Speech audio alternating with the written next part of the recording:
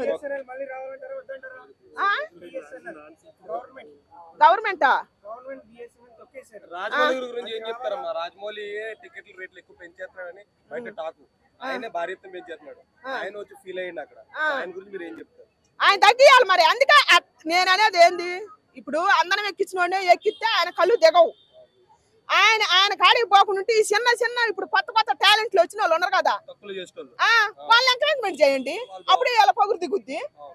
దిగింది లేకపోతే అది వేసుకుని వాళ్ళని ఊగుతు రూట్లు కట్టుకొని మరి కొత్త ఎంకరేజ్మెంట్ చేయండి. ఎట్టొస్తాడు ఐబొమ్మ రవి తెలివినే గవర్నమెంట్ కి ఉపయోగించుకుంటే చాలా వరకు మనకి మంచి జరుగుతుంది అనమాట. మంచి టాలెంట్ పర్సన్ అనమాట. పిల్లగాడు వయసు చిన్నగా ఉన్నా కూడా భలే చేసిండు. ఇప్పుడు ఐబొమ్మ రవి సేవల్ని ఎట్లా వాడుకోవచ్చు అంటారు? ఎవరిని? ఆయన సేవల్ని. మనకైతే కొద్దిగా మంచిగా జరిగింది నేను చెప్పాలంటే. ఎందుకంటే కొంతమంది చాలా మంది యూత్ నష్టపోకుండా ఉండరు అనమాట దీనివల్ల.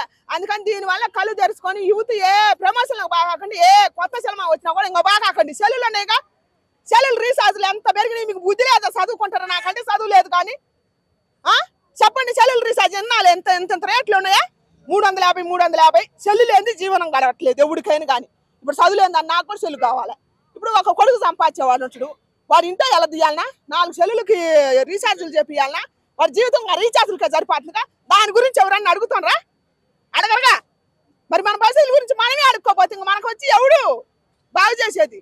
అందుకని దయచేసి 350 పెట్టి ప్రతి వాళ్ళు రీఛార్జ్ చేయించుకుంటారు.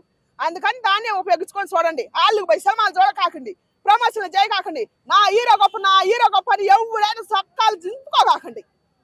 మీ గురించి ఆలోచించినప్పుడు